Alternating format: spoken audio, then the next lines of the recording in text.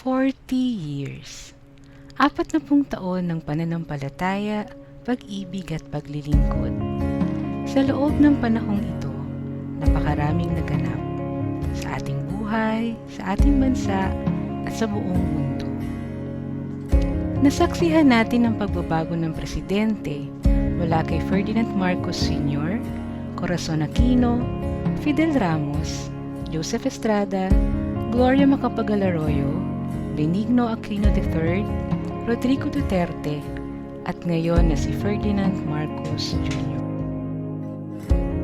Nasaksihan natin ang 3 revolusyon sa EDSA na nagdulot ng pagbabago sa ating bansa.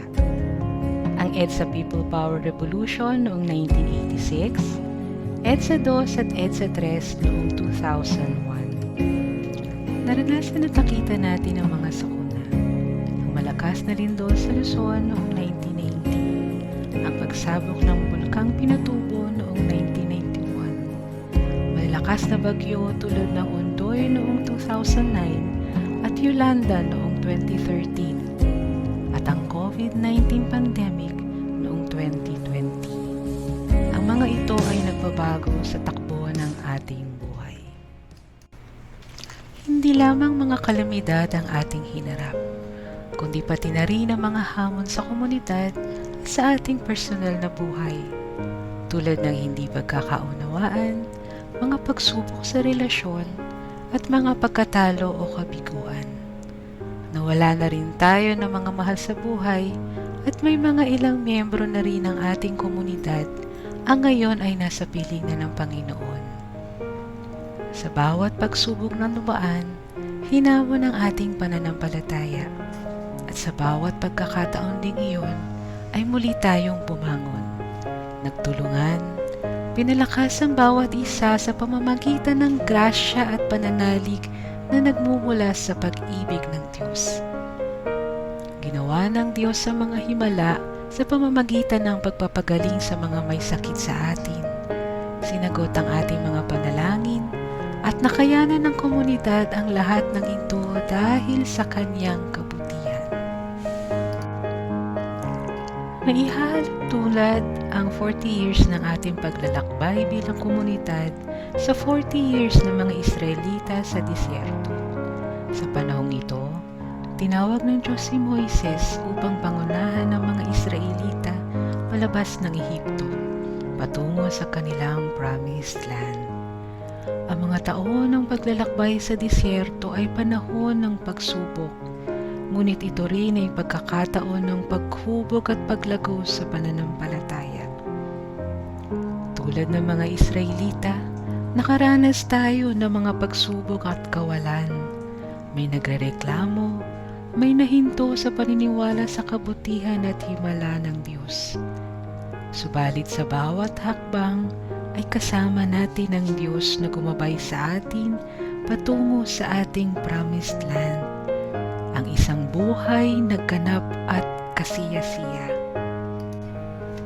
Hindi rin natin malilimutan ang halimbawa ni Jesus na nag-ayuno at nanalangin ng 40 days and 40 nights sa disyerto upang maghanda para sa simula ng kanyang pampublikong misyon. Sa panahon ng tukso at hirap, itinuro niya sa atin ang kahalagahan ng pananampalataya, pagtitiyaga at pagtitiwala sa Ama.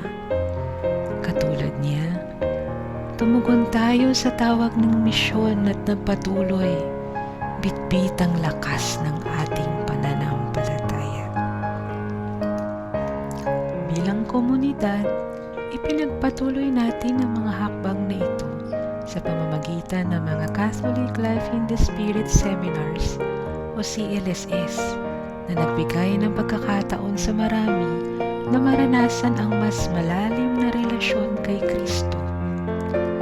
Bilang bahagi ng misyon nating maglingkod, ay nagsagawa tayo ng mga outreach programs para sa mga elderly, mga orphan kids, at mga nakapiit sa mga kulungan. Sa lahat ng mga outreach na ito, naipamalas natin ang malasakit at pagmamahal ng Diyos sa lahat ng tao, anuman ang kanilang kalagayan.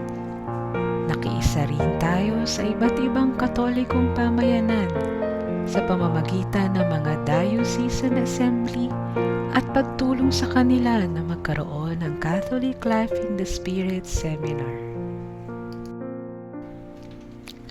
Dahil ang ating vision ay magkaroon ng isang buhay na Kristiyanong pamayanan na aktibong tumataguyod sa gawain ng Simbahang Katolika sa pagpapalaganap ng salita at pag-ibig ng Diyos.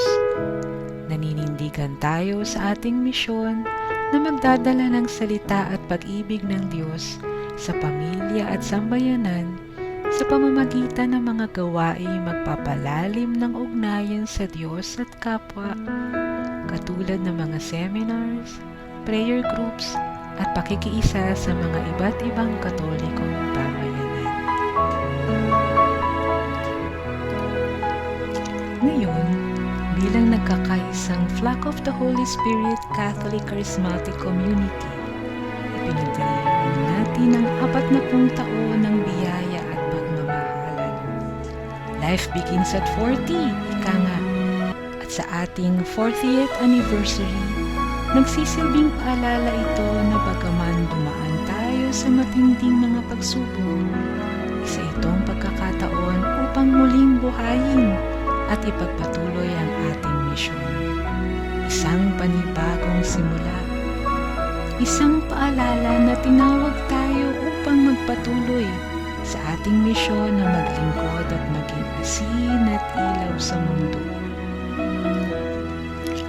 40 years of faith, hope, and love. 40 years of God's unending grace. Muli, maligayang ika-40 anibersaryo, Flock of the Holy Spirit. One in mind and spirit, one in the will to serve. Sama-sama nating ipagdiwang ang kanyang pag-ibig sa pamamagitan ng kanyang anak at gabay ng Espiritu Santo. Ipagpatuloy ang ating misyon para sa mas marami pang taon. To God be the glory forever and ever. Amen.